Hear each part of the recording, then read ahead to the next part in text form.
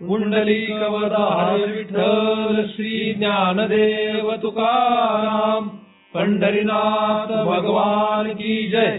माऊली ज्ञानेश्वर महाराज की जय. जगद्गुरु तुकाराम महाराज की जय. सद्गुरुनाथ भगवान की जय. हरि ओम तत्सत.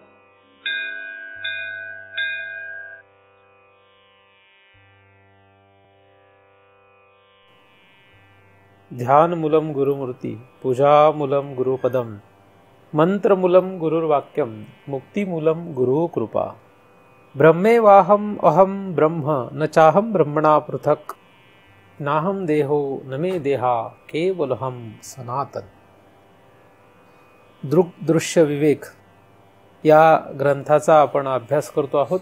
या ग्रंथाचा हेतू दृक आणि दृश्य यामध्ये विवेक करणे असा आहे. ज्ञानमार्गामध्ये विवेक हा अत्यंत महत्त्वाचा म्हणजे या विवेकापासूनच ज्ञानमार्गाची सुरुवात होते. कारण ज्ञानमार्गाची जी साधना आहे या साधनेमध्ये खरं तर विवेक हे पहिलं साधन आहे. नंतर वैराग्य, शमदम षट संपत्ती, मोक्ष इच्छा ही क्रमाक्रमाने येणारी साधनं आहेत. ही साधनं ज्याला शक्य होतील त्यालाच पुढे ज्ञानमार्गामधले अंतरंग साधना म्हणजे श्रवण आहे. तुम्ही या ठिकाणी जे श्रवण करण्यासाठी बसलेले आहात हे असं समजून सांगणं आहे की आधीची जी साधना आहे ती तुम्ही पूर्ण केलेली आहे किंवा त्यातला काही भाग तरी तुमच्याकडे आहे. 100% जरी नसेल तरी 1%, 10%, 20%, 50% काहीतरी तुमच्याकडे आधीची साधना आहे. म्हणजे विवेक, वैराग्य, शमदम षट संपत्ती, मोक्ष इच्छा याच्यातलं काहीच नसेल, शून्य असेल तर खरं त्याला श्रवणाचा अधिकार नसतो. श्रवण, त्यानंतर मनन, मग निधिध्यास किंवा त्याला निधिध्यासन असंही म्हणतात. आणि त्यानंतर तत्त्वम पदार्थ शोध किंवा तत्त्वम पदार्थ शोधन असा हा ज्ञानमार्गाचा प्रवास आहे. याच्या व्यतिरिक्त जी काही साधनं सांगितली जातात ती कुठलीही ज्ञानमार्गाची साधनं अजिबात नाहीत. परंतु ज्ञानमार्गातले म्हणवणारे अनेक महाराज आणि त्यांचे अनुयायी या व्यतिरिक्त अनेक साधनांचा अवलंब करताना दिसतात आणि आम्हीही ज्ञानमार्गाचेच आहोत असं ते आवर्जून मोठ्याने सांगतात.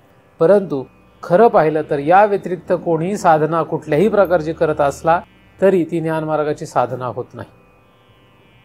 मग ते जप असो, तप असो किंवा काहीही असो, तीर्थयात्रा असो, कुठलाही विधी असो, की कुठलेही ज्ञानमार्गाचे साधनं नाही आहेत.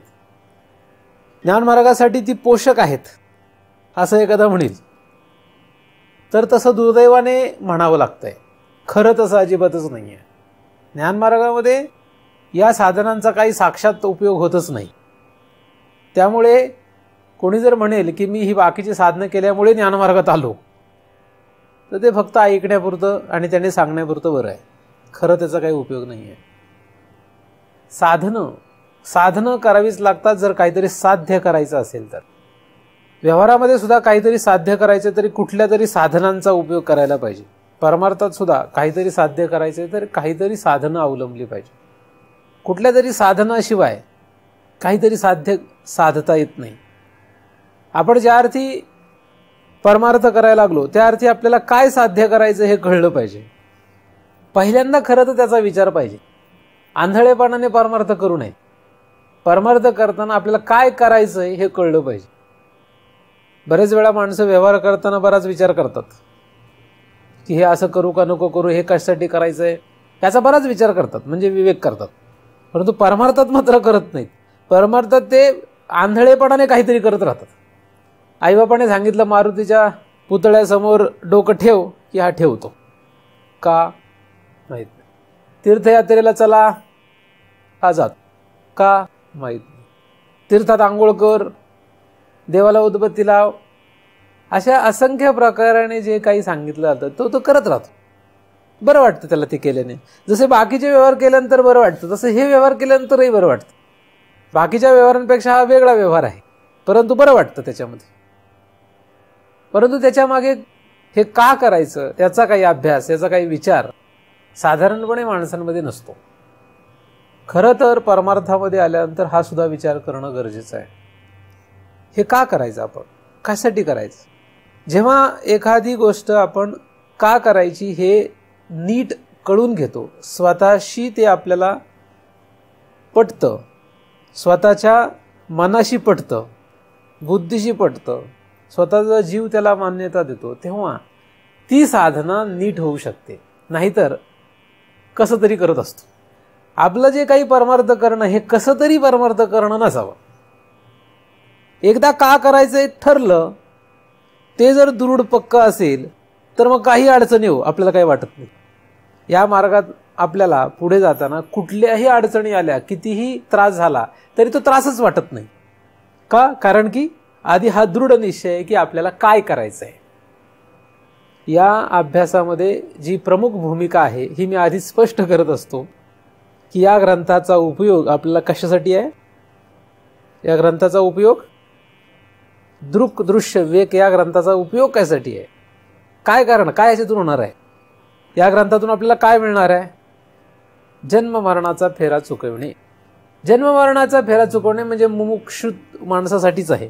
ज्याच्याकडे मुमुक्षत्व आहे त्यालाच या ग्रंथाचा उपयोग आहे. ज्याच्याकडे मुमुक्षत्व नाही, ज्याला मुक्तीची इच्छा नाही आहे, त्याला या ग्रंथाचा अजिबात उपयोग नाही. कारण काहींना असं वाटतं नाही मला पुन्हा जन्माला यायचं आहे.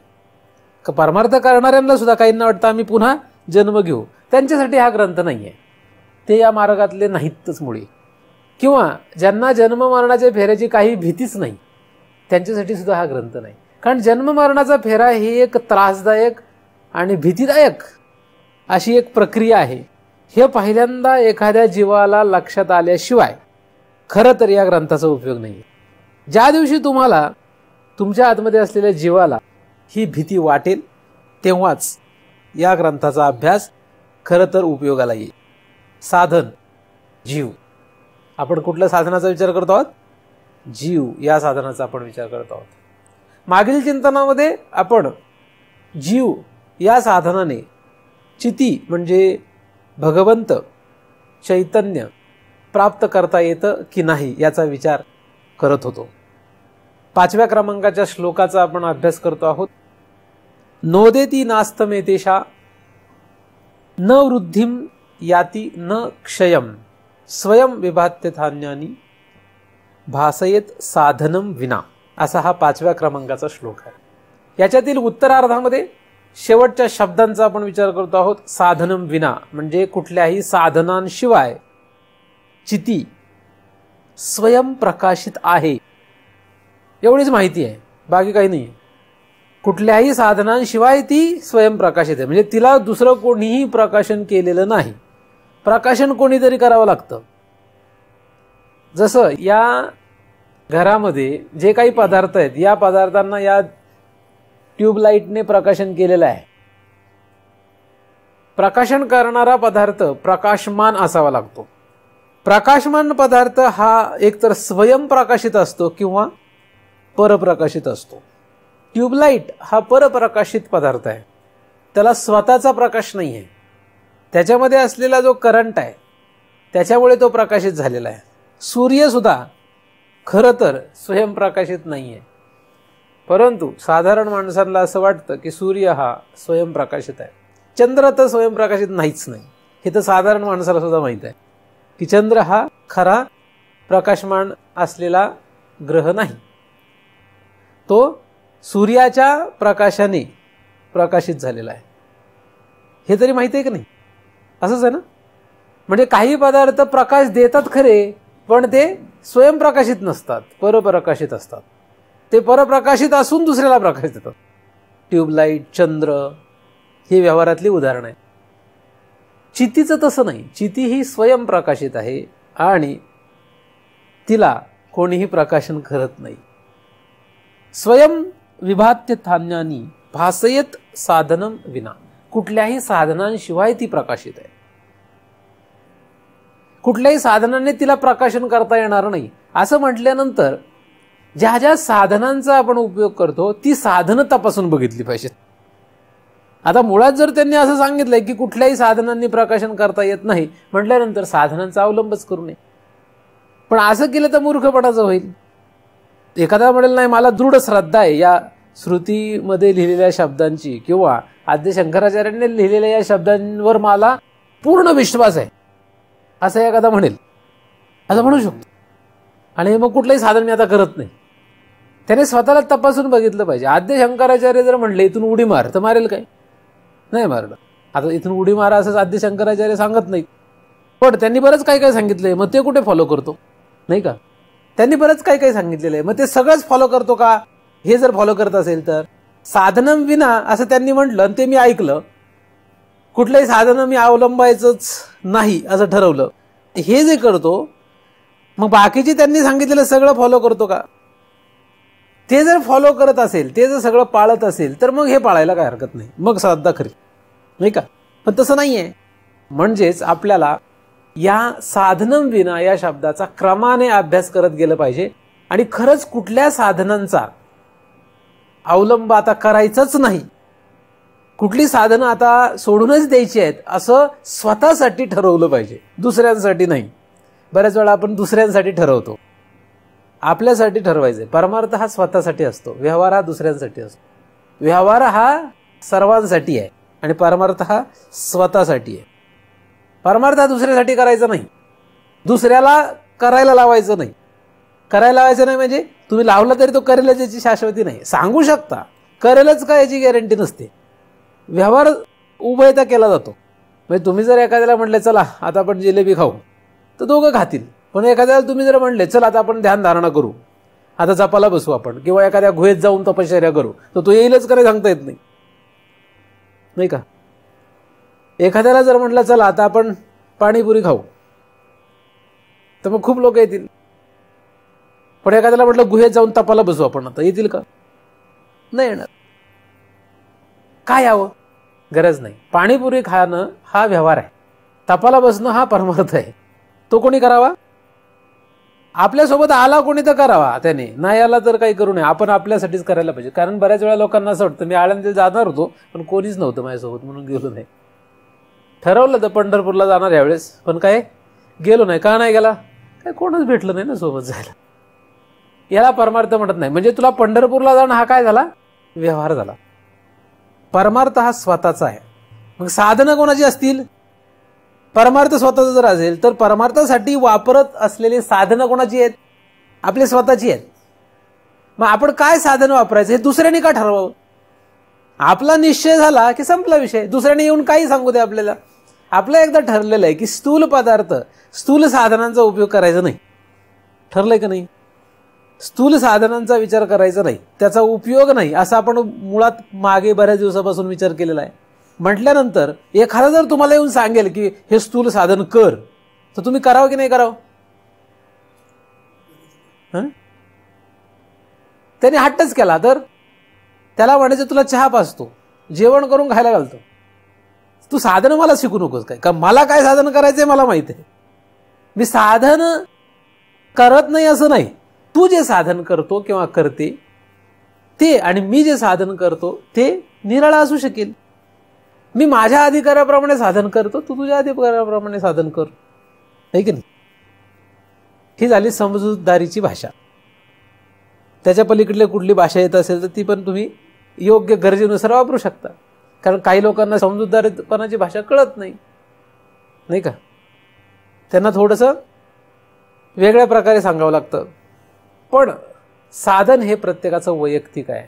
त्यामुळे मी तुम्हाला कधीच म्हणू शकत नाही तुम्ही हे साधन करा. मी कधीच कोणाला सांगत नाही तू हे साधन कर. तुला जे वाटतं ते कर. तुला काय वाटतं साधन योग्य ते तू कर. एखादा म्हटलं तीर्थयात्रेला जातो महाराज, मी त्याला म्हणतो जा बुवा. जाऊ का असं म्हटलं की मी काहीतरी वेगळं बोलतो मग थोडंसं अजून. पण जातो म्हटलं की मी म्हणतो जा, आणि जाऊ का म्हटलं की मग मात्र मग त्याला म्हणतो का जाणार नाही. जातो म्हटलं मग काय म्हणता येतं का? काही लोक बरेच हुशार आहेत, ते मला घाबरतात, त्यामुळे मला सांगतच नाहीत, डायरेक्ट काय म्हणतात. आल्यावर सांगतात महाराज गेलो तर जाऊन आलो. काही तर सांगतच नाही, नंतर दुसरीकडून कळतं. मग मी पण म्हणतो जाऊ तेरी बी चूप मेरी बी चूप. कारण काही लोक स्वतःच्या मनाने ठरवून घेतात की महाराज रागवतील बरं का. महाराज काय रागवत नसतात, ते त्यांच्या मनाने ठरवतात. साधने ज्याच्या त्याच्या अधिकारावर त्याला जे वाटतं ते तो करतोच. इतके दिवस आपण जो अभ्यास करतो त्यामध्ये स्थूल शरीर, स्थूल पदार्थ, सूक्ष्म शरीर आणि सूक्ष्म धर्म या सगळ्यांचा साधन म्हणून उपयोग करता येणं शक्य नाही. करू नये. ज्ञानमार्गात जर राहायचं असेल तर, ज्ञानमार्गामधून बाहेर पडायचं असेल तर कुठलंही साधन वापरा. परमार्थ कराल तुम्ही, तुम्हाला परमार्थ करतोय असं वाटेल. जसं एखादा मनाच्या मार्गे गेला, मनावर प्रयोग करत राहिला एखादा, तो परमार्थ करेल असं तिला वाटेल. शक्ती तयार होईल त्याच्या आतमध्ये परमार्थ करतोय असं असल्यामुळे. परंतु तो ज्ञान मार्गात राहणार नाही. मनोमार्गे गेला तो तिथेच मुकला, तो तिथे संपला, त्याचा विषय संपलेला आहे तिथे. मुकला म्हणजे काय, तो मुकला नाही खरं. मुकला म्हणजे ज्ञान मार्गासाठी तो मुकला. मुकला म्हणजे त्याच्यासाठी हा मार्ग बंद झाला. म्हणजे साधू संतांनी आधीचं सगळं जरी सांगितलं असेल तर ज्ञानमार्गाचा गौरव करताना या सगळ्या साधनांचं खंडन आहे.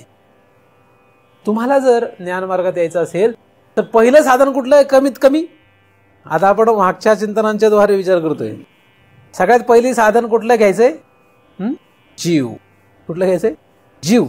जीव हे पहिलं साधन आहे आपल्याला. मग बुद्धी घेऊ नये का? का घेऊ नये आपण मागे विचार केलेला आहे. त्यामुळे ते पुन्हा ते सांगण्याची आता गरज नाही. जीव हे पहिलं साधन घ्या. तुमच्याकडे जीव आहे का? आपला विचार काय सुरू होता? जीव आहे का? जीव म्हणजे काय? आपला विचार काय होता? जीव म्हणजे काय आणि जीव आहे का? तुमच्याकडे जीव आहे का? ज्या अर्थी तुम्ही दिसताय त्या अर्थी जीव आहे असं नाही. ज्या अर्थी जन्म मरण सुरू आहे त्या अर्थी जीव आहे. जीव केव्हा असतो? जन्म मरण सुरू आहे, जगतोय आपण आणि जगता जगता मरतोय म्हणजे जन्म मरण सुरू आहे. जगता जगता मरण्याची प्रक्रिया सुरू झाली म्हणजे आपल्याकडे जीव आहे. मरणार कोण? शरीर काय मरत नसतं. शरीर काय मरतंय का? शरीर नाश पावतं, त्याचा लय होतो. शरीर निर्माण होतं, त्याचा लय होतो. जीवाचं तसं नाही, जीव मरतो. मरतो म्हणजे काय होतं? हे शरीर सोडून दुसऱ्या शरीरात जातो. या शरीराला सोडण्याला मरण म्हणतात आणि दुसऱ्या शरीरात पदार्पण करणाऱ्याला जन्म म्हणतात. या प्रक्रियेत दुःखच होतं, पूर्ण दुःखच होतं असं नाही, काही सुखही होतं. कारण आयुष्यभर आपण फक्त काय दुःखच भोगत नाही, सुखही भोगतो. सुख आणि दुःख यांचं मिश्रण भोगत राहतो आपण. पण मरण म्हणजे काय? मरण म्हणजे हे शरीर सोडायचं आणि दुसरं शरीर धारण करायचं. पण हे दुसरं शरीर धारण करावं लागतं किंवा दुसरं शरीर घ्यावं लागतं किंवा दुसरं शरीर मिळतं, हे काही लोकांना अजून पटत नाही. तेवढी त्यांची बौद्धिक क्षमता नाही. का नाही येत? कारण ते स्थूल मूढ बुद्धीचे लोक आहेत, मूढमती, मूढ बुद्धी असणाऱ्यांना. कारण जन्म कोणाचा होत असतो? आपण कोण म्हणतो? कोण आला? जीवाला. आणि कोण गेला? जीव. म्हणजे जन्म कोणाचा होतो आणि मरतो कोण? जीव. आता जे लोक जीवाला ओळखतच नाही त्यांना जन्म मरण काय कळायचं? म्हणून जन्म मरण कळण्यासाठी काय कळलं पाहिजे आपल्याला? जीव कळला पाहिजे. जीव कळला नाही की जन्म मरण कळत नाही. आणि जन्म मरण कळत नाही म्हणजे फेराच कळत नाही आपल्याला. आणि मग तो फेरा सोडावा, तो फेरा संपवावा हे कसं कळेल? ज्यांना जीवाची ओळख नाहीये, जीव म्हणजे काय माहित नाही, जीवाचा साक्षात अभ्यास नाही, त्यांना जन्म मरण माहित नाही. त्यांना जन्म मरणाचा फेरा माहित नाही, त्याच्यामधलं दुःख माहित नाही, त्याच्यापासून कसं वाचावं, आता काय करावं याची त्यांना कुठल्याही प्रकारे अक्कल नाही. कारण त्यांची दृष्टी फक्त स्थूल पदार्थांवर आहे. काय खायचं आणि कसं जगायचं एवढंच त्यांना कळतंय.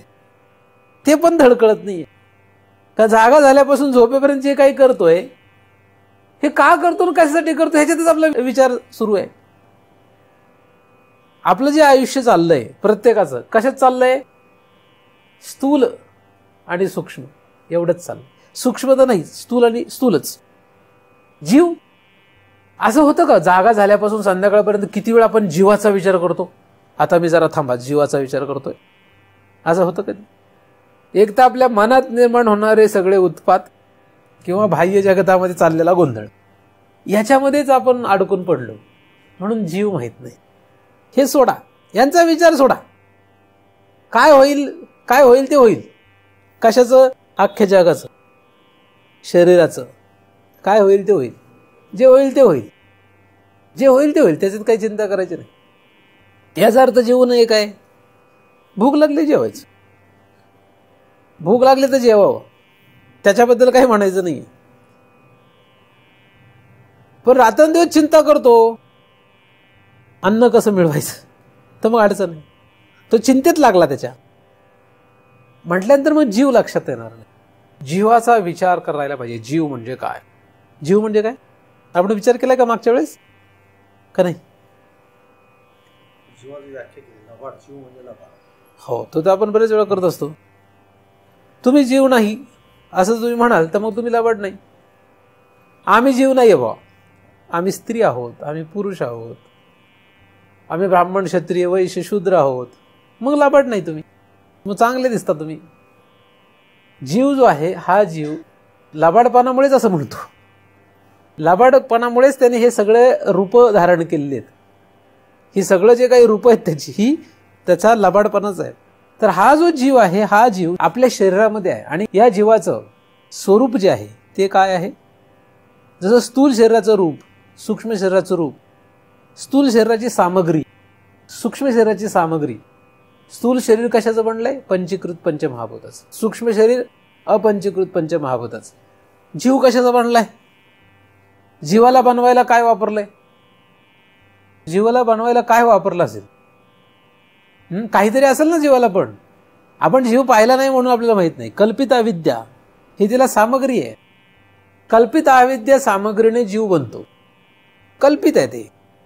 कल्पित म्हणजे खरी नाही, कल्पना आहे ती, खरं नाही आहे. आता कल्पना मात्र किंवा कल्पित अविद्या. आता कल्पित अविद्या आहे आणि त्यापासून हा जीव तयार झालेला आहे. म्हणजे जीव कसा आहे? कल्पित आहे. अविद्या कल्पित आहे. त्या कल्पित अविद्येपासून पडलेला जीव सुद्धा कसा आहे? कल्पितच आहे. पण कल्पित असलेल्या जीवामुळे अनंत जन्म फिरलो, यासारखं दुर्दैवाची गोष्ट काय नाही का? असं होऊ शकतं का? असं झालंय. ज्या जीवाला जन्म मरण आहे तो जीव मुळात कल्पित अविद्येपासून म्हणला आणि त्याच्यामुळे तो जीवच मुळात कल्पित आहे. त्या जीवाला आपलं साधन घ्यायचंय, त्याला साधन म्हणून वापरायचंय. कशासाठी? पहिल्यांदा ठरलं साधन घेऊन वापरायचं, त्याला साधन म्हणून वापरायचंय. स्थूल शरीर सूक्ष्म शरीराला साधन वापरायचं नाही. ते साधन वापरणं स्थूल शरीर आणि सूक्ष्म शरीर वापरायचंच ठरलं. स्थूल शरीराच्या बाहेरचे पदार्थ, सूक्ष्म शरीरातले सगळे धर्म हे सगळे जर वापरायचेच ठरले, त्यातले कुठलाही अवयव वापरायचाच जर ठरला तर यासाठी वापरा की जेणेकरून जीव तरी कळेल. काय हे शरीर कशासाठी वापरावं? शरीर, स्थूल शरीर, सूक्ष्म शरीर, सूक्ष्म शरीराचे अवयव हे कशासाठी वापरावे? वापरलेच तर जीव कळावं म्हणून वापरावे. जीव हे साधन लक्षात येण्यासाठी जर ही दोन साधनं वापरली तर एक वेळ बरं आहे. चित्ती कळण्यासाठी नाहीच नाही, जीव कळण्यासाठी. कारण आपल्याला काय आहे की जीव हे साधन ज्ञानमार्गात सगळ्यात महत्वाचं आहे पहिल्यांदा. आणि जीव कळत नाहीये मग तो कळण्यासाठी शरीर वापरावं. आपल्याकडे जे काही साधन आहे, म्हणजे शरीर हे एक साधन आहे, सूक्ष्म शरीर हे एक साधन आहे. मन, बुद्धी, चित्त, अहंकार, ज्ञानेंद्रिय, कर्मेंद्रिय, प्राण ही साधनं आहेत. ही सगळी जी साधनं आहेत आपली, ही सगळी साधनं वापरल्यानंतर जीव तरी कळायला पाहिजे. ही साधनं कुठे वापरतो त्याच्यामुळे जीव कळतो का? आतापर्यंत तुम्ही तुमच्याकडे असलेली ही साधनं वापरलेत का नाही? वापरताय ना, तुम्हाला जीव कळतोय का? कळतोय का नाही कळतोय?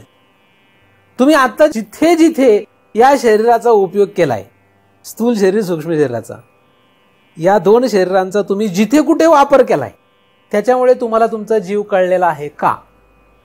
जर कळलेला नसेल तर तिथे वापरून आपण चुकलोय.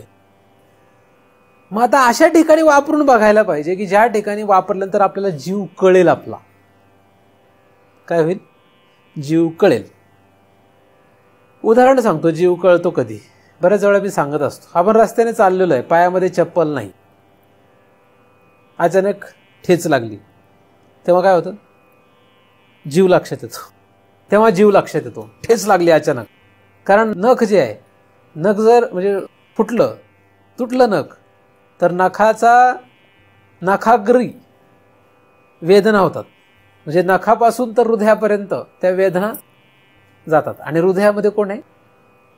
पोट जेव्हा फुटतं म्हणजे ठेच लागते तेव्हा ह्याचा संबंध कुठे आहे नखाचा? हे नख तसं पाहिलं तर कापलं तर काहीच होत नाही, पण नख जिथे जोडलंय तिथल्या नसा ज्या आहेत त्या डायरेक्ट हृदयापर्यंत आहेत जोडलेल्या. सगळ्यात जास्त सेन्स नखाग्री म्हणजे नखाचं टोक आतमध्ये जिथे, नखाग्र म्हणजे बाहेर नाही, ते नखाचं अग्र म्हणजे आतमध्ये जिथे ते नख जोडलंय माणसाला, त्या तिथल्या नसा ज्या आहेत त्यांचा सेन्स जो आहे तो डायरेक्ट हृदयाला जोडलेला आहे, हृदयाशी संबंधित. म्हणून बाकी नाही तर बोट तुटलं हात तुटलं एवढं नाही होत जेवढं नखाग्री वेदना जाणवतात. बोट तुटलं तरी होतात, त्यांचाही संबंध आहे, त्याही हृदयाला जोडलेलेच आहेत. म्हणजे अख्खं शरीरातल्या सगळ्या रक्तवाहिन्या सगळ्या नसा ज्या आहेत, करोडो, किती नसा आहेत आपल्याकडे? करोडो जे आपल्या नसा आहेत सगळ्या, या सगळ्या हृदयाला जोडलेल्याच आहेत. जाळं आहे ते मोठं. त्याच्यावर जर घात झाला कुठेतरी असा तर काय होतं? जीव जाणवतो, नाही का? अचानक होतं, पण साधारणपणे काही जाणवत नाही. मस्त एखादा आरामात झोपलेला आहे, ऐशोआरामात राहतोय, त्याला जीव कधी जाणवत? जीव जर कळून घ्यायचा असेल तर दुःख यावं लागतं. ठेच लागणं हे काय? दुःख आहे. अचानक मोठं संकट कोसळलं की जीव लक्षात येतो. अचानक मोठी यातना झाली की जीव लक्षात येतो. आपले काहीतरी विचार असतात आणि त्या विचारावर एकदम घात बसला की जीव लक्षात येतो. त्यावेळेस आपल्याला अन्न पाणी सुद्धा गोड लागत नाही, त्यावेळेस खरा जीव लक्षात येतो. होतं बरेच वेळेस आपण काहीतरी ठरवलेलं असतं आणि एकदम त्याच्या विरुद्ध काहीतरी होतं. आपले काहीतरी विचार असतात, त्याच्या एकदम विरुद्ध काहीतरी विचार होतात, त्यावेळेस जीव लक्षात येतो. जे काही आपले आग्रह आहेत ते आपले बदलले, ते दुराग्रह ठरले की आपल्याला जीव लक्षात येतो. दुराग्रह रोज एकदम अत्यंत भक्तिभावाने घरामध्ये ठेवलेल्या देवाची पूजा करणाऱ्या माणसाकडे तुम्ही जा. काय करा? चांगला म्हण, तुमचा अत्यंत प्रिय व्यक्ती आहे आणि त्याच्या देव्हाऱ्यातले देव उचला आणि फेकून द्या. काय होईल? काय होईल त्याला? काय होईल त्याला? आपल्याला नाही, त्याला काय होईल? तुमच्यावर तो क्रोध करेल, हा भाग तो आहेच, पण त्याला काय होईल? त्याचा जीव लक्षात येईल. त्याचा जीव इतका तळमळ करायला लागेल, काय करू आता काय नाही असं व्हायला लागेल. आता हे तर तुम्ही प्रत्यक्षात क्रिया केली. एखाद्याला जर बोललं त्याच्या विचाराच्या एकदम विरुद्ध तरी सुद्धा त्याचा जीव कासावीस होऊन जातो, तळमळ करायला लागतो, जीव लक्षात येतो. वेदांत शास्त्र काय आहे? जीव बाहेर काढणार आहे. वेदांत शास्त्र फालतुगिरी करत नाही बाकी काही. वेदांत शास्त्रातले जर बोध ऐकला तर जीवच बाहेर येतो, बाकीचं कोणी काही करत नाही. इंद्रिय गप्प असतात, जीव बाहेर येतो. आणि जीव जर बाहेर आला तर लोक घाबरून जातात. तुमचा जीव बाहेर काढायचा आहे काय? जीव बाहेर जर काढायचा असेल तर महाराजांकडे जायचं. खऱ्या वेदांताने काय होतं? जीवच बाहेर येतो. जीव हे साधन प्रगट होतं, त्याची सामग्री काय याचा आपण विचार केलेलाच आहे, पण जीव बाहेर कसा येतो हे कळलं पाहिजे ना. ठीक आहे. बरेच वेळा माझ्या चिंतनामधून जीव बाहेर येत असेल तुमचा कधी कधी, माझ्यापेक्षा बाबांच्या चिंतनातून जास्त येत असेल, येतो ना. एवढा जीव बाहेर येऊ नये की शरीरच सोडून जाईल. कारण एखाद्याने इतका धसका घेतला आणि जीवच गेला त्याचा, म्हणजे गेला दुसरं शरीर. लोक म्हणतील महाराजांमुळे मेला. होतं ना तसं, एखादा मनुष्य इतका धसका घेतो कुठल्या तरी गोष्टीचा आणि मरतो तो. एक म्हातारी होती, तिचा मुलगा वारला. आता म्हातारीचा मुलगा वारल्यामुळे म्हातारीला दुःख झालं फार. इतका तिने धसका घेतला की तीच वारली, तिचाही जीव गेला. काय झालं? म्हातारीने हा धसका घेतला की माझ्या आधी पोरगं कसं गेलं. इतका जीव कासावीस झाला की जीव हे साधन तिला हाताळता आलं नाही, गेला जीव तिचा. आता कुठे गेला? त्या मुलाच्या पाठीमागे गेला. कुठे गेला माहित नाही. मुलगा कुठे गेला, आई कुठे गेली माहित नाही. सत्य घटना आहे. म्हणून जीव बाहेर आला तरी त्याला सावरता पण आलं पाहिजे, त्या साधनाचा वापर करता आला पाहिजे. गॅस सिलेंडर आहे आपल्याकडे, पण गॅस सिलेंडर कसा वापरायचा हे कळत नाही. गॅस सिलेंडरचा स्फोट तरी साधारण आहे, जीवाचा स्फोट हा फार भयानक असतो. जीव जर बाहेर आला त्या कालावधीमध्ये आपल्याला पाणी सुद्धा पिण्याची इच्छा राहत नाही. पाणी नाही, जेवण नाही, काहीच नको वाटतं. जीव जर बाहेर आला तर काहीच सुचत नाही. अत्यंत प्रिय व्यक्तीने जर आपल्याला एकदम धोका दिला, आपण विचार केला त्या गोष्टीवर, त्याने सगळं उलटच काहीतरी केलं, तर जीव काय होतो? बाहेर येतो मग. आणि मग काहीच सुचत नाही त्याला, काहीच. वैराग्य. जीव बाहेर आला म्हणजे काय होतं? वैराग्य. तुमचा जीव बाहेर येतो का नाही बऱ्याच वेळा मध्ये आधी? बघा, तुम्हाला तुमची जीवाची ओळख आहे, मी तुम्हाला स्पष्ट करतोय का नाही स्पष्ट? कितीतरी वेळा तुम्हाला जीव माहीत असतो, पण आपण काय करतो? हा जीव बाहेरच येऊ नये यासाठी कम्फर्ट झोनमध्ये राहतो. म्हणजे आरामात, ऐशोआरामात, कुठेही त्रास झाला नाही पाहिजे अशा परिस्थितीत राहण्याचा प्रयत्न करतो. त्यामुळे काय होतं? जीव हे साधन बाहेरच येत नाही. आपण त्याला यूज देत नाही. काय करत नाही? यूज देत नाही त्याला. त्याचा उपयोगच करायचा नाही आपल्याला. म्हणून ज्ञानमार्ग हे पाहिलं तर खरं तर काम कोणाचं आहे? ज्याच्याकडे जीव हे साधन आहे. जीव आहे का आपल्याकडे? जीव या साधनाचा उपयोग करायचा आहे आपल्याला. ज्ञानमार्गात आले म्हणजे जीव बाहेर येणारच आहे, जीव बाहेर निघणारच आहे. पण कसा निघणार आहे? असा बाहेर येईल तो, असा बाहेर यावा की त्याच्यानंतर तो शरीर सोडून जाऊ नये. शरीर सोडून जायचं नाही, पण बाहेर यावं. जीवावर यायचं, पण जीव सोडायचं नाही. म्हणजे जीव शरीरातून बाहेर निघायचा नाही. अशी जर असतील अवस्था तर ते जीव साधन उपयोगाला येईल. असा जीव घेऊन यायला पाहिजे. हा जीव, हे जीव नावाचं साधन जे आहे, हे मनुष्य व्यवहारामध्ये जे वापरतो ते काही सहजासहजी वापरत नाही. आईचा लेकरात जीव का असतो सांगा? का असेल? जीव हे साधन आई कुठे वापरते? लेकरात वापरते, लेकरासाठी वापरते. का बरं? का वापरत असावी? का विनाकारण थोडी वापरते? का वापरते? त्याचं कारणच ते आहे. लेकरू हे सहजासहजी निर्माण होत नाही. त्याच्यासाठी ज्या यातना आहेत, कारण जीव बाहेर यायला कारण काय लागतं? जीव कुठेही वापरायचा असेल तर यातनाचा संबंध आहे. लेकरासाठी ज्या यातना ती स्त्री भोगते तेवढं जगात कोणीच भोगत नाही. बापही भोगत नाही आणि कोणीच भोगत नाही. तिला ज्या यातना होतात, तिच्या शरीराचा मांस, कफ, वात, पित्त, मळमूत्र सगळं वापरलेलं आहे त्यासाठी. तिने शरीराचं काढून आतमध्ये वापरलंय तिथे सगळं. ते यातना जे आहेत ते तिने त्या कळत नकळतपणे भोगल्यात. तिथं जीवच वापरलाय तिने. काय केलंय? जीव वापरलाय तिने, का नाही वापरला? म्हणून जीव निघत नाही. पण त्यासाठी यातना, त्या यातना ज्या आहेत त्या भोगल्यात, म्हणून तो जीव बाहेर आलाय तिथे आणि गुंतून राहिला. कुठपर्यंत? मरेपर्यंत. म्हणजे जीवाचा उपयोग बघा कसा होऊ शकतो. ज्या ठिकाणी यातना आहेत, ज्या ठिकाणी यातना कशा निर्माण होतात? कशाही होतात.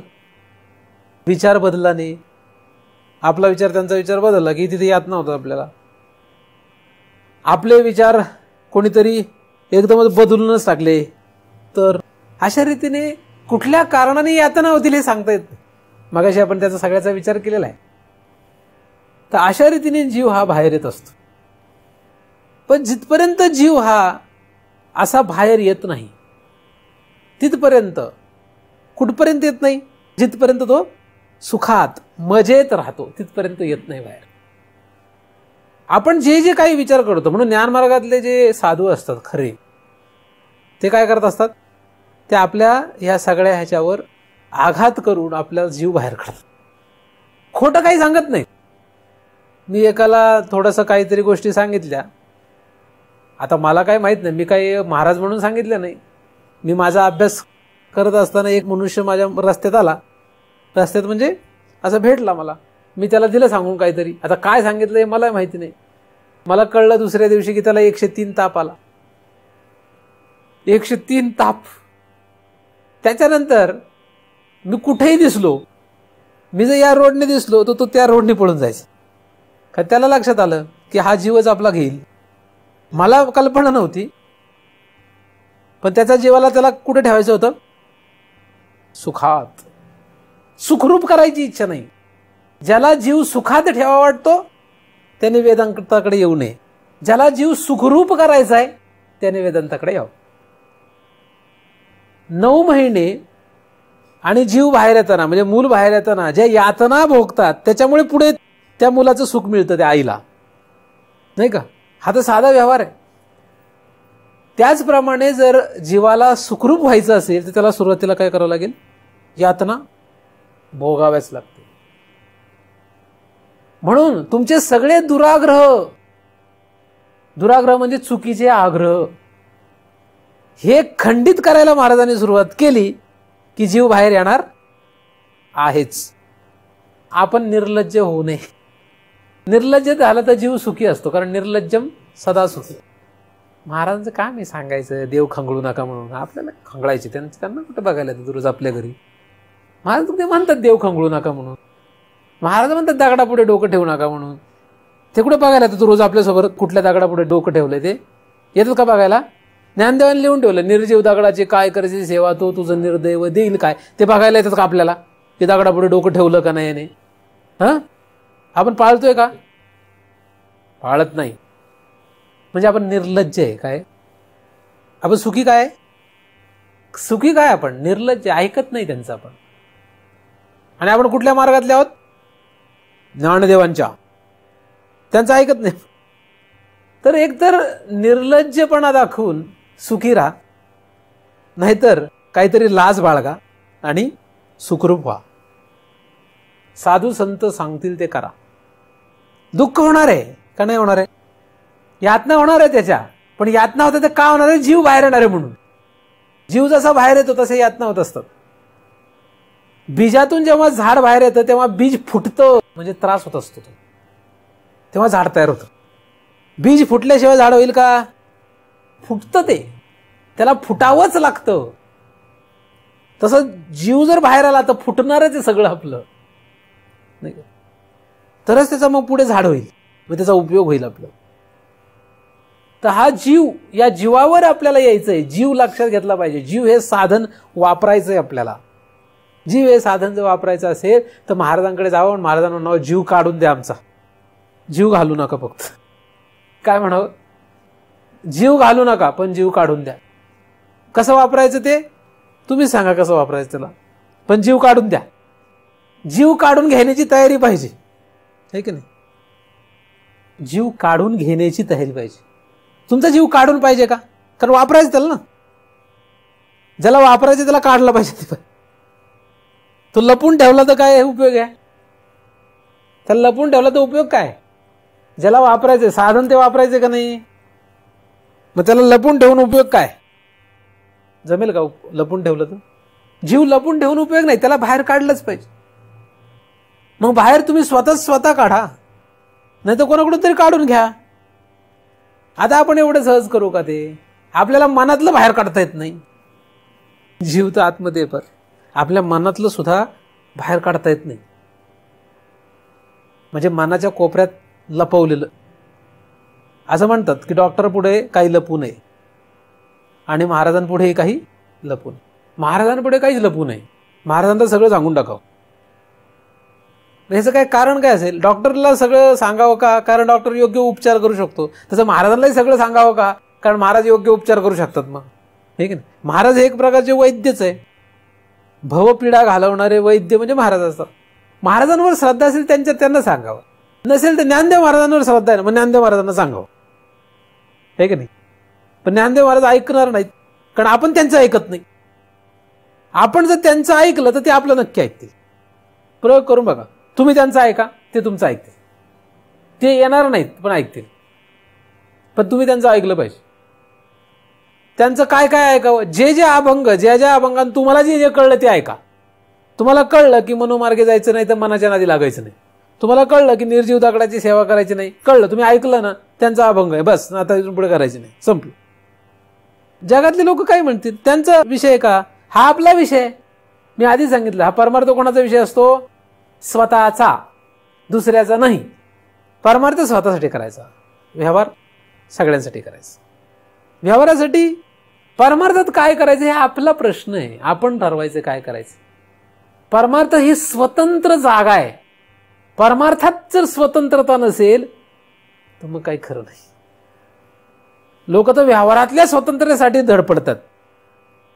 व्यवहारातल्या स्वतंत्रतेसाठी धडपडतात. मग परमार्थात स्वतंत्रता नसावी काय? पण व्यवहार स्वतंत्रतेत चालत नाही. व्यवहार हा बांधील आहे.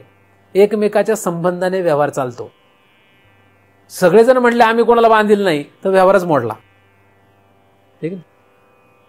समाज कसा चालतो? एकमेकाच्या बांधलेला आहे. समाजात असं चालत नाही. पण परमार्थ मात्र स्वतंत्रतेत चालतो. परमार्थात स्वतंत्रता नसली तर मग गेलं कामात. मग तो परमार्थ नसून काय झाला? बांधल्यामुळे व्यवहार झाला. व्यवहार म्हणजे बांधलेल्या गोष्टी. आई मुलाशी बांधलेली आहे, बायको नवऱ्याशी बांधलेली आहे, नवरा बायकोशी बांधलेला आहे, बहीण भावाशी, भाऊ बहिणीशी, हे दोघं आई वडिलांशी, ते त्यांच्या आई वडिलांशी, हे नातेवाईकांशी, कामगार मालकाशी, मालक त्याच्या मालकाशी, गिराईक दुकानदाराशी, दुकानदार त्याच्या दुकानदाराशी. अशा रीतीने सगळं बांधलेलं आहे. जिथे बांधलेलं आहे ते व्यवहार आणि जिथे बांधलेलं नाही तो परमार्थ. मग तुम्हाला कुठे राहायचंय? जर स्वतंत्रता, जो कोणी स्वतंत्र होण्याचा विचार करत असतो तो खरा तर परमार्थातच येण्याचा विचार करत असतो. स्वतंत्रात येण्याचा विचार आहे. मग त्यासाठी आपल्याला कोण उपयोगाला येणार? साधन कोण उपयोगाला येणार? सगळ्यात पहिलं जीव. जीव हे साधन आपल्याला सगळ्यात पहिलं आणि अत्यंत महत्वाचं असं साधन आहे. हा जो जीव आहे, हा जीव आपल्याला जर प्रगट करून घ्यायचा असेल तर आपण कसं पाहिजे? तयार पाहिजे. तयार आहोत आपण. मास्तरने मुलाला म्हणू नये की चला मी तुम्हाला 1-2 शिकवतो. मुलाने शाळेत यावं आणि म्हणावं मास्तर आम्ही आता शाळेत आलेलो आहे, आता आम्हाला शिकवा. का मुलाने असं म्हणावं आला तर येईल घरी, जाऊ दे शिकवून घरी, असं म्हणावं का मास्तरला मुलाने? अशी पद्धत नाही. व्यवहारातल्या शाळेत अशी पद्धत नाही. व्यवहारातल्या शाळेत काय असतं? मास्तर शाळेत असतो. कुठे? वर्गात. मुलं येऊन तयार असतात, मास्तर नंतर येतो. आता बदलायला लागलं चित्र. आता मास्तर आधी येतो मग मुलं येतात. पण असं झालं तर ते मुलं विचित्र आहेत असं समजलं जातं. खरं योग्य काय आहे? सगळे मुलं तयार असतात, सगळे व्यवस्थित येऊन बसलेले असतात आणि आता मास्तर सांगणार आहे अशी त्यांची पूर्ण तयारी झालेली असते. आणि मग मास्तर येतात. मग त्यांना व्यवस्थित आदराने त्यांचं स्वागत करून मग त्यांना तो शिकवण्याची प्रार्थना केली जाते आणि मग ते शिकवतात. अशी व्यवहारातली रीत दिसते. परमार्थात असंच आहे. महाराजांना वाटलं तर बघतील काय करायचं, आपण कशाला काय करावं असं नाही. आपण तयार पाहिजे, आपण तयारी केली पाहिजे आणि आपण गेलं पाहिजे, आपण निघालं पाहिजे. आपला जीव प्रगट करून घेण्याची काय पाहिजे आपल्याकडे? तयारी. तो जीव ठेवायचा आहे कोणाकडे? सध्या द्यायचं नाही. सध्या कोणाला? सध्या फक्त बाहेर काढायचे. जसा जसा जीव हा आपण बाहेर काढू तस तसं आपल्याला त्रास काय होईल? वाढेल. पाळायचं ठरलं तर वाढेल, निर्लज्ज झालं तर त्रास नाही. पाळायचं ठरलं तर त्रास आहे. का तुमच्या घरातले देव सगळे फेकून दिले तुम्ही, देव देवता, तर त्रास आहे का काय?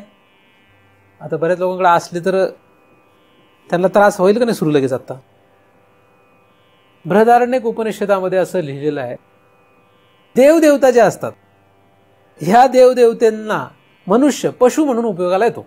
आपला पशु मरावा असं कुठल्या माणसाला वाटतं? म्हणजे आपला बैल मेला पाहिजे, आपली गाय मेली पाहिजे असं कुठल्या माणसाला वाटतं? कोणाच वाटत नाही. कारण गायपासून दूध मिळतं, बैलापासून नांगरणी होते, शेतीच्या मशागतीला तो उपयोगाला येतो. मग बैल मारावा असं कोणाला वाटतं का? गाय मारावी असं कोणाला वाटतं का? वाटत नाही. का? कारण ते आपले पशु आहेत. त्याचप्रमाणे ही माणसं जी त्या देवादिकांची पूजा अर्चा करतात, ही माणसं आपल्यापासून दूर जावी असं कुठल्या देवदेवतेला वाटेल? म्हणून ही सगळी माणसं त्या देवदेवतांना पशु म्हणून उपयोगाला येतात. जसं गायीच्या दुधाने माणूस धष्टपुष्ट होतो. कसा होतो? धष्टपुष्ट होतो गायीच्या दुधाने, म्हणजे पशूंच्या. आणि मग गायला खायला घातलं, आंघोळ घातली म्हणून गाय खुश होते, बैलाला खायला प्यायला घातलं बैल खुश होतो. तसं म्हणजे काहीतरी देतो ना मालक, गायीला देतो का नाही? काहीतरी गायीला देतो, बैलालाही देतो काहीतरी खायला प्यायला. तसंच हे देवदेवता सुद्धा, जे लोक या देवदेवतांना बसतात तर ते देवदेवता यांना काहीतरी पुरवतात ना. म्हणजे हा म्हणतो जातो नवस बोलतो, काही कर आमच्या पोरीचं लग्न होऊ दे, फारच आडलेली आहे, होतं लग्न, श्रद्धा वाटते. एखादा म्हणतो मला नोकरी लागू दे, एखादा म्हणतो प्रमोशन होते. एखादा म्हणतो मुलगा होऊ दे, मुलगा असेल तर म्हणतो मुलगी होऊ दे. काय काय काय काय म्हणतील. आणि तसा देव जर असला तर खरंच कृपा होते. कारण बैल ओरडायला लागला, गाय ओरडायला लागली की मालकाला वाटतं की चारा घालावं म्हणून घालतोच चारा घाला. पण प्रत्येक वेळेस मालक घालतोच का? नाही. तसं प्रत्येक वेळेस त्या देवदेवीची कृपा होतेच का? नाही होत. पण होणारच नाही का? होते ना. तर अशा रीतीने त्या देवदेवतेंचे पशु झाल्यामुळे आपला तोटा आहे का फायदा आहे? उपनिषदांमध्ये हे सांगितलेलं आहे. कुठल्याही देवदेवतेला भाजायचं नाही. अहो, त्या देवदेवतेंना भाजायला सांगितलं नाही, त्यांच्या प्रतीकाला भाजायला सांगितले का? मग चांदीचे देव बनवले काय, सोन्याचे बनवले काय, आणि देवारात ठेवून त्यांची पूजा अर्चा करतो आपण. पिढ्यानपिढ्या पशु झालोय, पिढ्यानपिढ्या हाच वारसा पुढे पुढे चालवत चाललोय. महाराजांनी काही सांगू दे, आम्ही निर्लज्ज आहोत. मग आता फेकून देणार का सगळे देव? नदीत टाका सगळे. सोन्याचे चांदीचे असले तर मला मी त्याचं सोनं नाणं करतो, विकून टाकतो, लॉकेट करून घालतो. काही कोप होणार नाही तुम्हाला, घाबरू नका, कोणाला कोप होत नाही. पण एवढं सोपं आहे का ते? इथं बरं आहे, एवढ्या ह्याच्यात ह्या चार भिंतीत बरं आहे. महाराज आपल्या बाजून दिसत आहेत.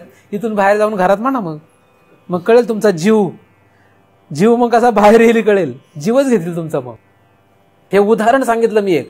तुम्हाला अशी काही उदाहरणं मी सांगू शकतो, असे काही तुम्हाला प्रक्रिया सांगू शकतो. लोक तुमचा जीवच घेतील. काय करतील? जीवच घेतील. पण तुमची जीव देण्याची तयारी असली तर घेऊ शकणार नाहीत. त्यांना नाही, कोणाला? साधू संतांना. साधू संतांना जीव द्यायची जरा असले तर हे काय जीव घेतील आपला? का घेतील? पण त्यासाठी तशी तयारी पाहिजे. तर नको त्या गोष्टी आपण काय करतोय? दुराग्रह. परमार्थ म्हणजे दुराग्रह संपवणे. परमार्थ म्हणजे काय? परमार्थाचा सरळ अर्थ आहे. फक्त काय परमार्थ? काही करणे म्हणजे परमार्थच नाहीये. दुराग्रह संपवणे म्हणजे परमार्थ. आणि हा दुराग्रह कोणाच्या डोक्यावर आहे? कोण घेऊन नाचतोय हा दुराग्रह? जीव. दुराग्रह घेऊन नाचतोय कोण? जीव. हे आमचे देव आहेत. बुद्धीला विचारा बरं, बुद्धी काय सांगते?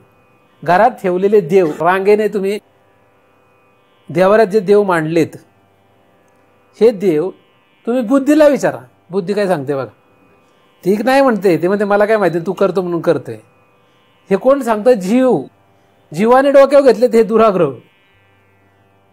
जीव हे आग्रह धरून बसलाय. ही माझी आई आहे, हा माझा बाप आहे, ही माझी मुलगी आहे, हा माझा मुलगा आहे.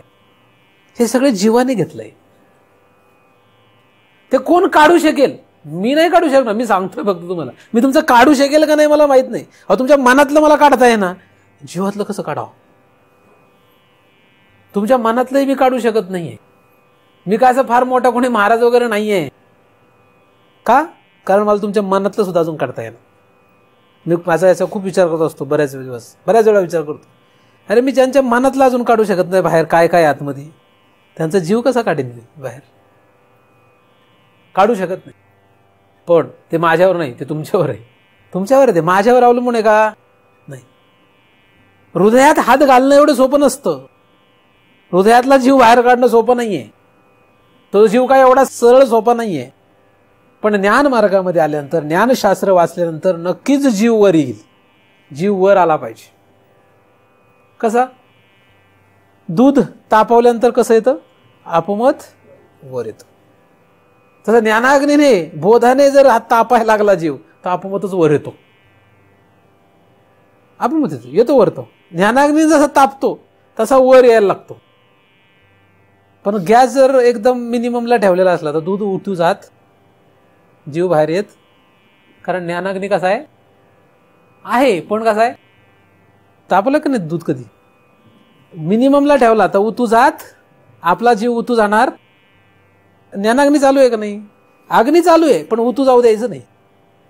दर शुक्रवारी ऐकणार, शनिवारी रविवारी चालू आहे, व्यवस्थित चालू आहे, पण जीव बाहेर येत उतू जात नाही. म्हणजे बाहेर येऊन त्याचा काही उपयोग होणार नाही परमार्थासाठी. हे का?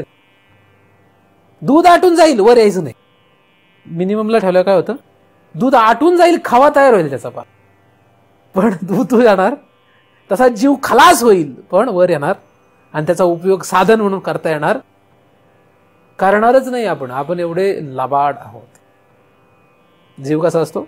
लबाड, आपण म्हणजे जीव, जीव हा इतका लबाड आहे, तो मंद आचेवर म्हणजे मंद ज्ञानाग्नीवरच त्याला जीवाला ठेवत असतो. त्याच्यामुळे तो उतू जाण्याचा प्रश्न येत नाही. महाराजांचं फक्त ऐकायचं, घरी गेल्यानंतर देव खंगळायचे, सोडायचं. नातेवाईकांनी काय सांगितलं ते ऐकायचं. भांडारा लावा, गुलाल लावा, काय करायचं ते करा, सोडायचं नाही अजिबात.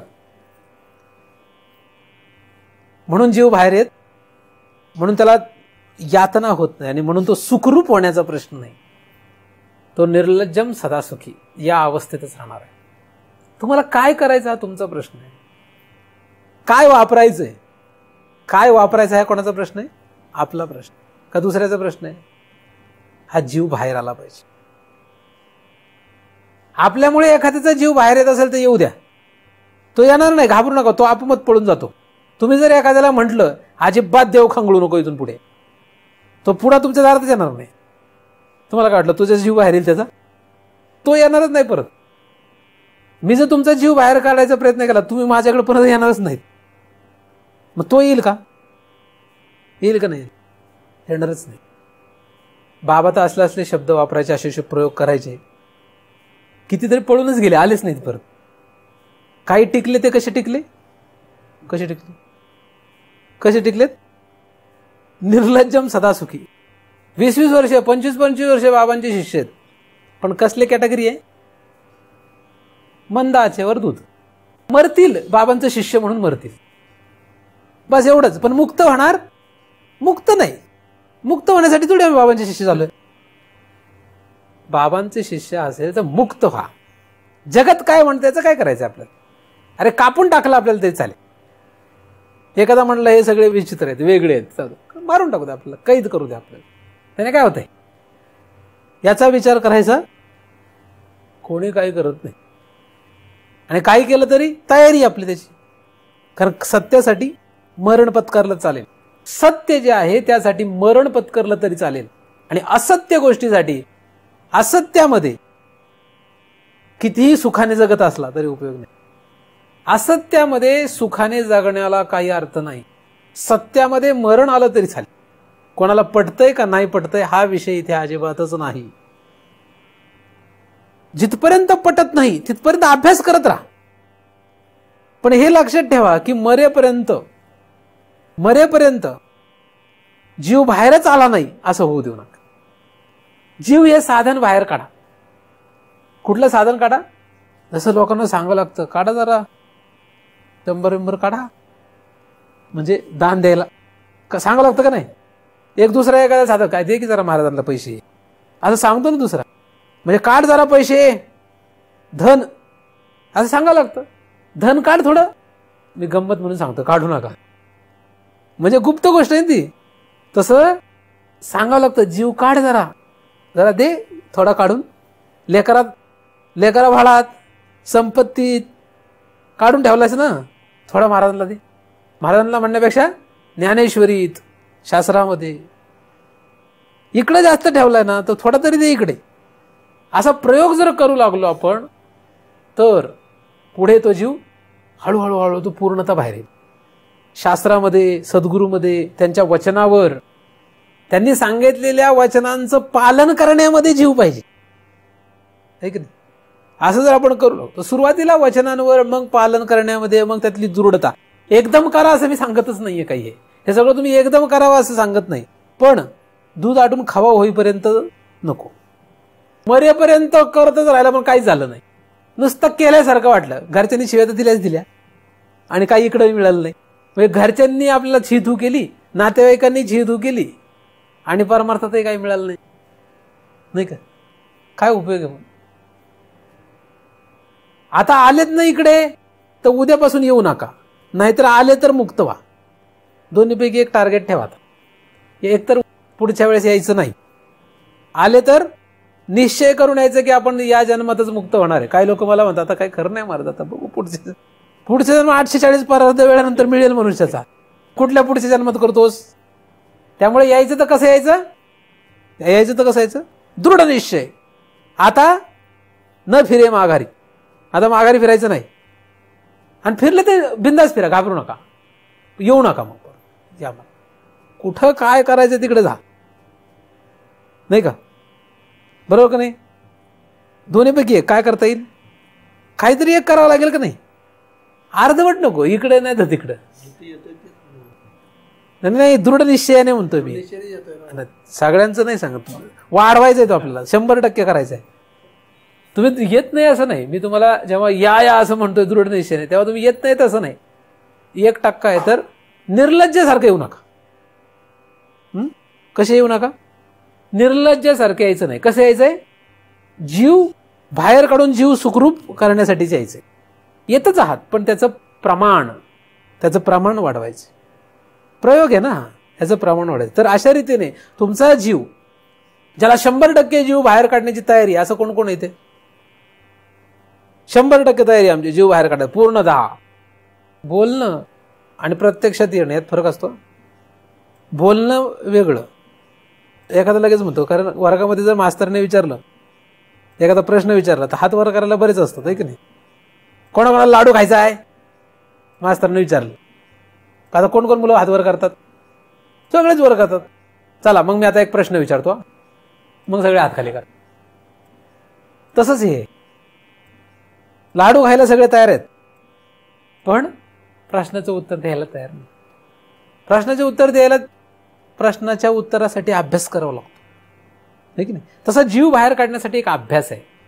हा जीव बाहेर यावा, तुमच्या इथे बसलेल्या सगळ्यांचा जीव बाहेर यावा आणि साधू संतांनी सांगितलेल्या वचनाप्रमाणे त्या जीवाला आचरण करता यावं. जगाप्रमाणे आचरण करणाऱ्याला शहाणा म्हणत नाहीत.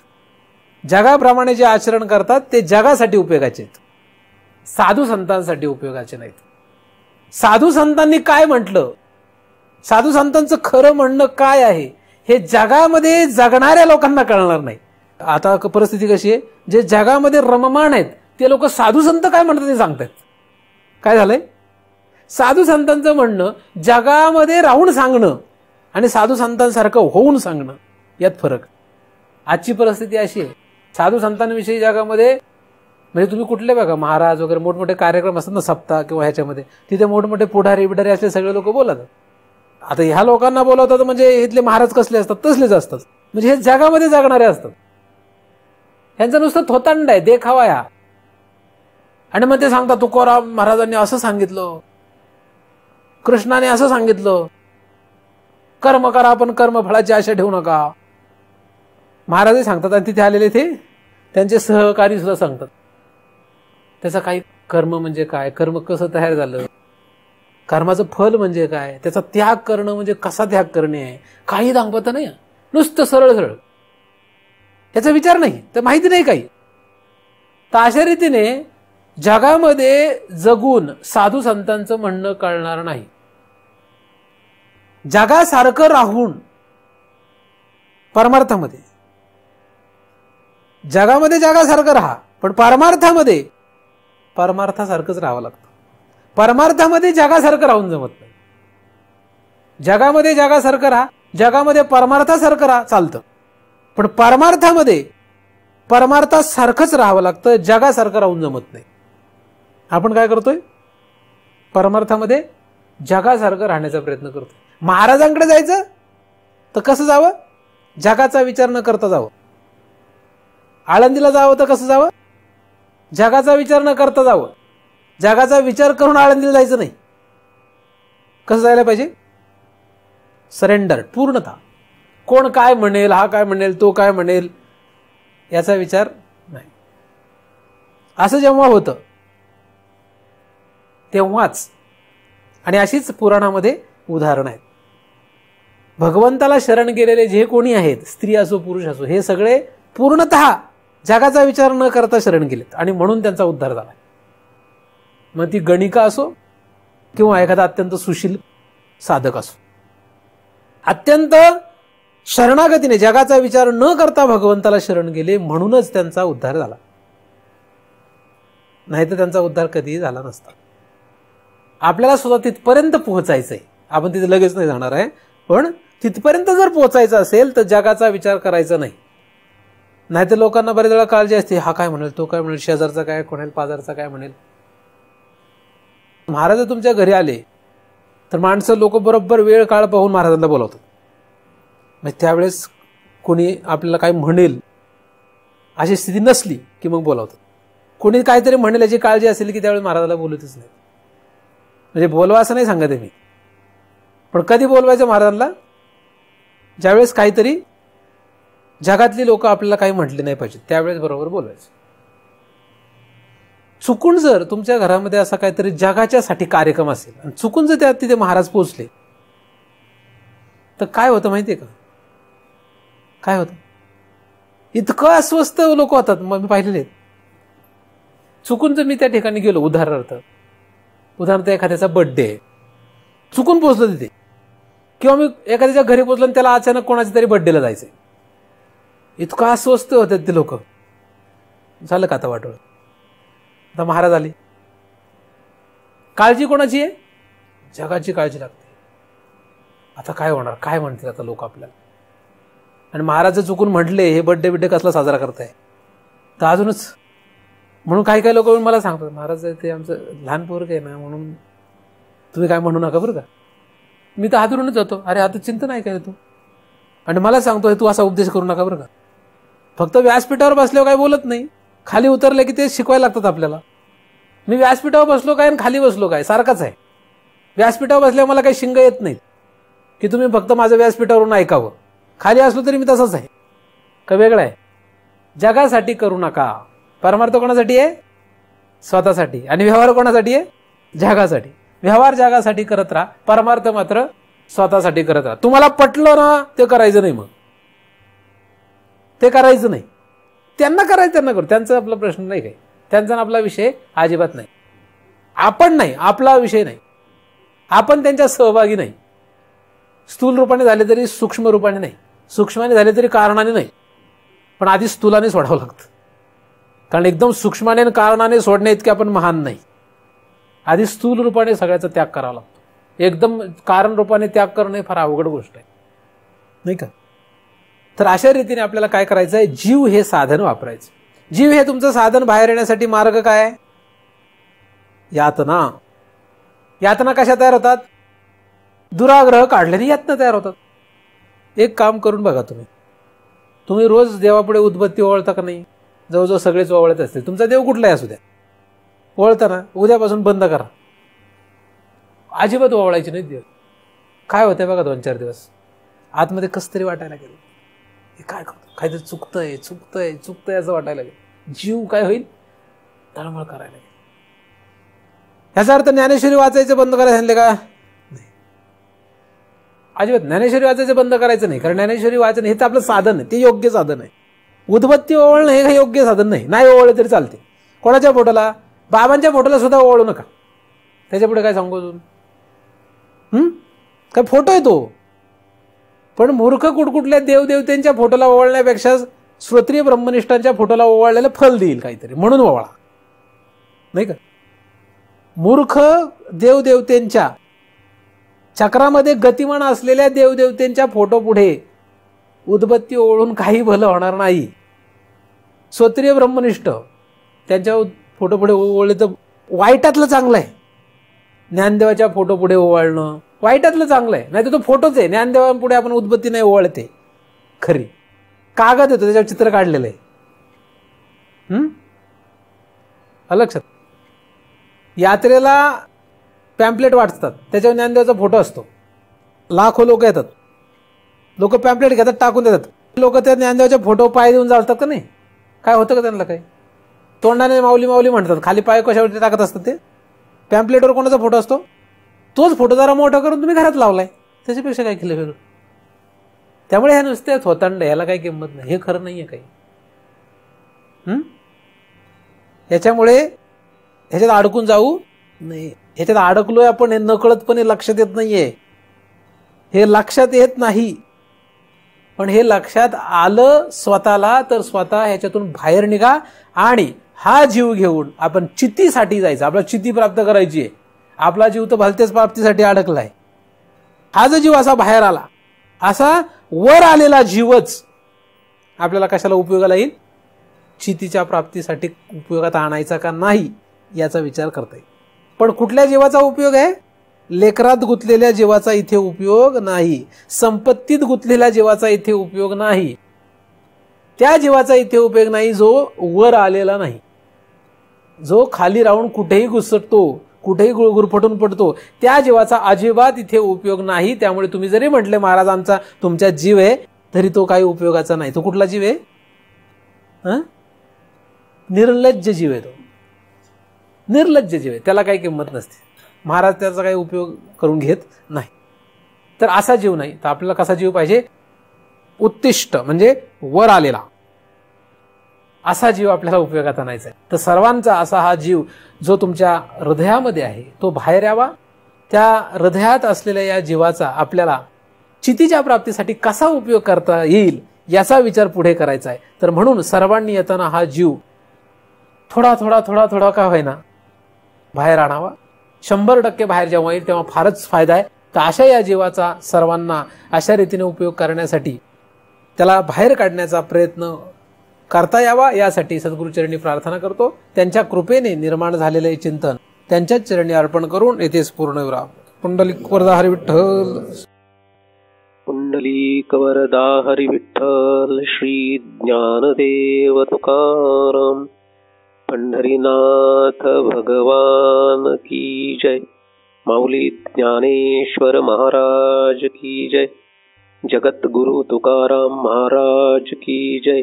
सद्गुरुनाथ भगवान की जय.